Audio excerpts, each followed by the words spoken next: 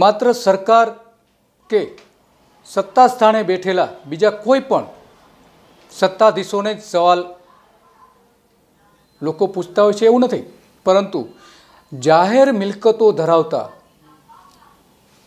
संस्थाओं के एवा ट्रस्टोमां पण ट्रस्टीशीपना सिद्धांतनी विरुद्ध जईने ज्यारे एनी सामे सवालों करवामां आवता होय छे त्यारे ए ट्रस्टो पण जवाब नथी आपता। लोको एने वारंवार प्रश्नो पूछे छे के ट्रस्टीशीपनो सिद्धांत जे गांधीजीए आपेलो हतो, जे मिलकतना ए मालिक नथी, मात्र ट्रस्टी लोको वती एनो वहीवट करवानो छे, एवी संस्थाओं पण बैठेला गुजरातनी अनेक संस्थाओं एवी छे के जेमां बैठेला ट्रस्टीओ लोकहितनी विरुद्ध जईने काम करता होय छे। लोको एने प्रश्नो पूछे छे पण आ ट्रस्टीओ एक पोते एक सरकार होय ए रीते एने जवाब नथी आपता। आवी ज एक विश्व विख्यात संस्था ट्रस्ट गांधी मेमोरियल ट्रस्ट के जे अमदावादमां आवेलुं छे, गांधीजीनी साथे जोड़ायेलुं ए ट्रस्ट छे। एमां जे ट्रस्टीओ छे ए ट्रस्टीओने छेल्ला 8 दिवसथी प्रश्नो पूछवामां आवी रह्या छे के तमे गांधीजीना ट्रस्टीशीपना सिद्धांतनी विरुद्ध जईने केम वर्ती रह्या छो, तो एक पण ट्रस्टीए एनो जवाब नथी आप्यो। लोको वारंवार पूछी रह्या छे, गांधी आश्रमनी आसपास रहता लोको पूछी रह्या छे के अमने आनो जवाब आपो, पण हजू सुधी एनो कोई जवाब आपवामां नथी आव्यो। लोको शुं कहे छे? लोको एवुं कहे छे के गांधी आश्रम ए एक एवी संस्था छे, ए एक एवी इंस्टिट्यूट छे के जे विश्वना तमाम लोको साथे जोड़ायेली छे अने एमां हृदय कुंज अने गांधीजीनी थोड़ी थोड़ी जे प्रोपर्टी छे एने बचावी राखीने बाकी तमाम प्रोपर्टी खाली करावी अथवा तो एने तोड़ी पाड़ीने नवेसरथी बनावी। आ प्रकारनो प्रोजेक्ट केंद्र सरकारे तैयार करेलो छे अने एमां आ गांधी आश्रमना जे ट्रस्टीओ छे ए मौन संमति आपी दीधी छे, सरकारने संपूर्णपणे सरेंडर थई गया छे। गांधीजी जीवनभर जे माटे लड़ता रह्या ए सिद्धांतनी विरुद्ध जईने आ ट्रस्टीओ जे छे, गांधी आश्रमना ट्रस्टीओ छे, गांधी मेमोरियल ट्रस्टना ट्रस्टीओ छे ए एनी विरुद्ध जईने पगलां भरी रह्या छे। जेना मैनेजिंग ट्रस्टी मुख्य ट्रस्टी अध्यक्ष इलाबेन भट्ट छे के जाणीता सामाजिक कार्यकर छे, गांधी विचारधारा धरावता एक गुजरातना नेता छे।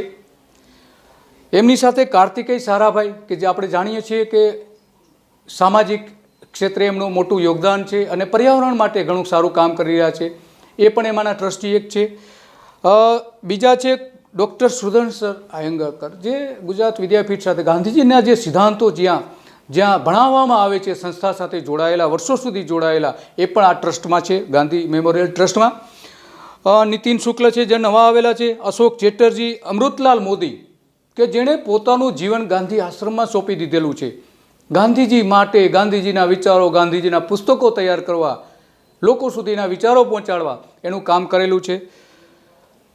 आ बधा ज जाणीता नामो छे, जाणीता ट्रस्टीओ छे। गांधी आश्रम साथे जोड़ायेला आ बधा ज ट्रस्टीओ ने लोको प्रश्नो पूछी रह्या छे, इलाबेन केम तमे जवाब नथी आपता? तमे जाहेर निवेदन करो कि गांधी आश्रम एक कोई सरकारनी मिलकत नथी, गांधी आश्रम ए लोकोनी मिलकत छे, लोको द्वारा चालती मिलकत छे।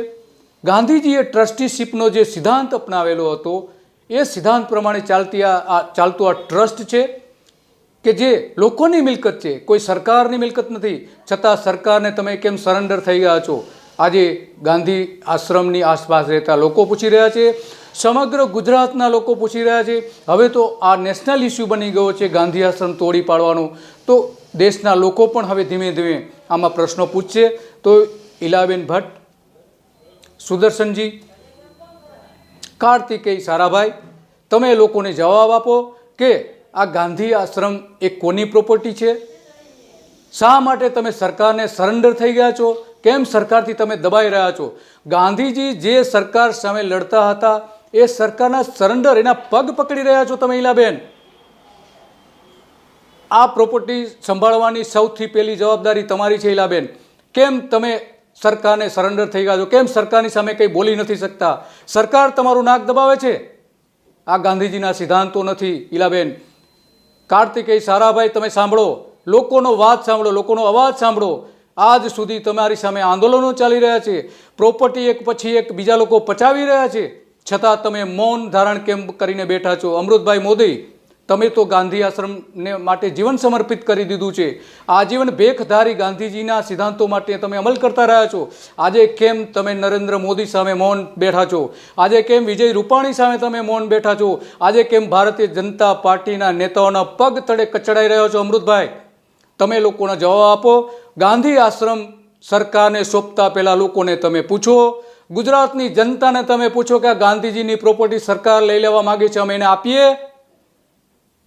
પછી તમે નક્કી કરો.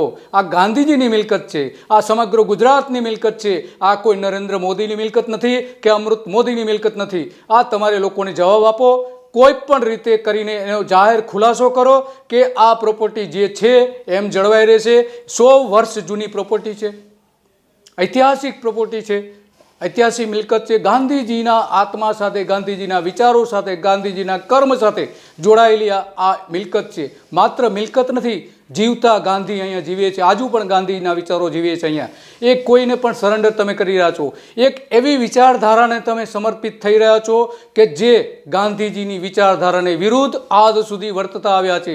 હવે જ્યારે સત્તા પર આવ્યા છે ત્યારે પરિવર્તન બતાવી રહ્યા છે, પરંતુ ત્યાં શું થશે એનો તમને હજુ અંદાજ નથી ઈલાબેન.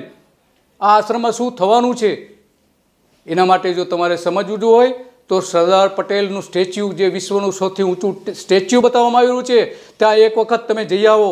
અને ત્યાં આ વિચારધારાના વ્યક્તિઓએ પોતાના તસવીરો મૂકીને, પોતાની તસવીરો મૂકીને, પોતાના વિચારો મૂકીને શું ત્યાં સરદાર પટેલના વિચારધારાની વિરુદ્ધ કઈ રીતે વર્તી રહ્યા છે એ તો તમે જોઈ આવો.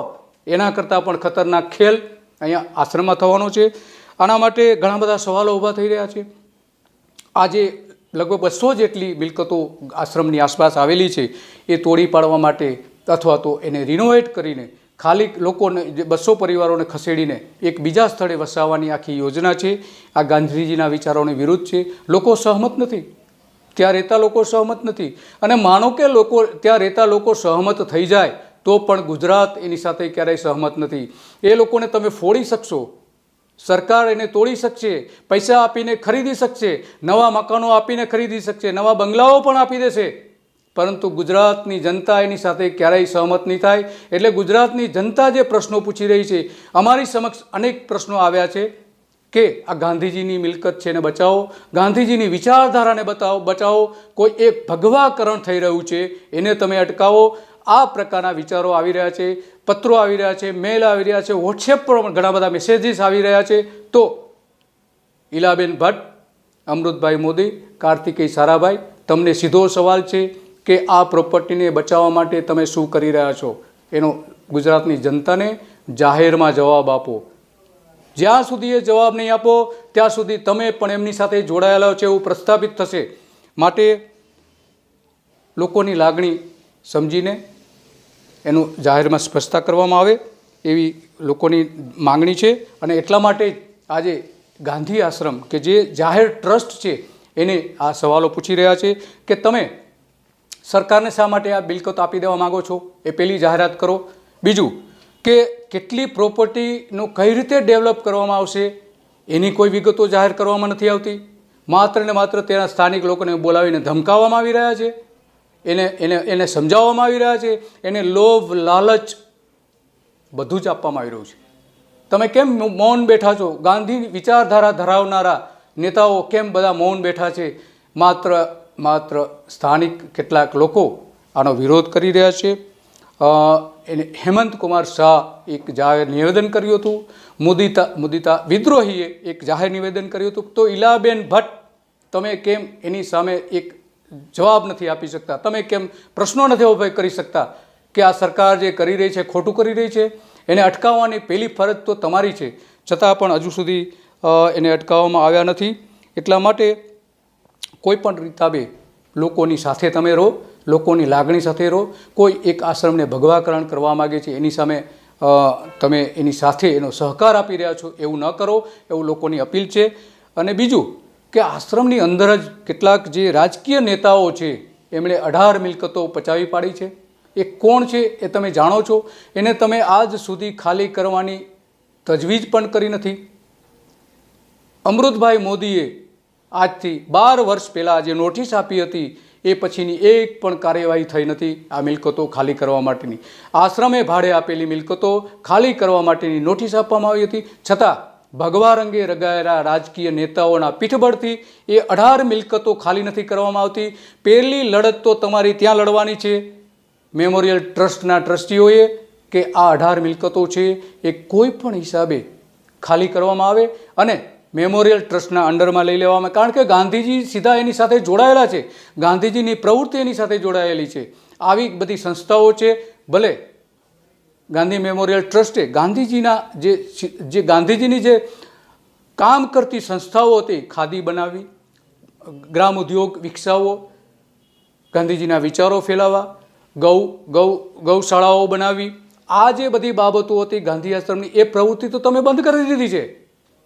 એક પણ પ્રવૃત્તિ આશ્રમ દ્વારા ચલાવવામાં આવતી નથી. અલગ અલગ 22 જેટલા ટ્રસ્ટોને આ બધી જ પ્રોપર્ટી આપી દેવામાં આવી છે. તમે પણ પ્રવૃત્તિઓ બંધ કરી દીધી છે. પરંતુ કમસે કમ ગાંધીજીની જે મિલકતો છે એ જાળવવા માટેનો તમે પ્રયત્ન પણ નથી કરતા. આવતીકાલે ગુજરાતનો ઇતિહાસ માત્ર ને માત્ર આ 6 લોકોને જવાબદાર ઠેરવશે. એટલા માટે તમારા માટે એક મહત્ત્વનું બની રહેશે કે કોઈ પણ હિસાબે સરકાર સામે લડવું પડશે તમારે. સરકાર સામે જો નહીં લડો તો એનો મતલબ એ છે કે તમે એની સાથે બેસી ગયા છો. સૌથી મોટી વાત તો એ છે કે અહીંયા જે ગૌશાળા ચાલવામાં આવેલી છે એ અમૂલ NDDBને આપી દેવામાં આવી છે. ત્યાં આજે ગાંધીજીના સિદ્ધાંતની વિરુદ્ધ પ્રયોગો કરવામાં આવી રહ્યા છે. કૃત્રિમ બચ્ચાઓને જન્મ આપવામાં આવી રહ્યો છે. 100 એકર જમીન તો માત્ર ગાંધી આશ્રમની હતી. એ બધી જમીન ક્યાં ગઈ? કોને આપી દીધી? કઈ રીતે આપી દીધી? એનો આજ સુધીનું શ્વેતપત્ર તમે બહાર પાડો. માત્ર 100 એકર જમીન તો અમદાવાદમાં હતી. ગાંધીજીની સંસ્થાઓ સાથે, ગાંધી આશ્રમ સાથે જોડાયેલી સંસ્થાઓ સાથે જે જમીનો હતી એ લગભગ 1000 એકરથી વધારે જમીન હતી. જે બધી જમીનો આજે ક્યાં છે એનો જાહેરમાં તમે ખુલાસો કરો. આ એક પછી એક ગાંધીજીને ખતમ કરવા માગો છો તમે, ગાંધીજીની વિચારધારા તમે ખતમ કરવા માગો છો. એ તો કોઈ પણ રીતે ગુજરાતના લોકો ચલાવી લેશે નહીં. માત્ર સરકારને સવાલો પૂછવા એવું જ આ માધ્યમ નથી. અહીંયા તમામ જે સત્તા સ્થાને બેઠેલા લોકો છે કે જે ટ્રસ્ટ હોય કે બીજી કોઈ પણ બાબતો હોય તેની સામે સવાલો ઊભા થાય છે.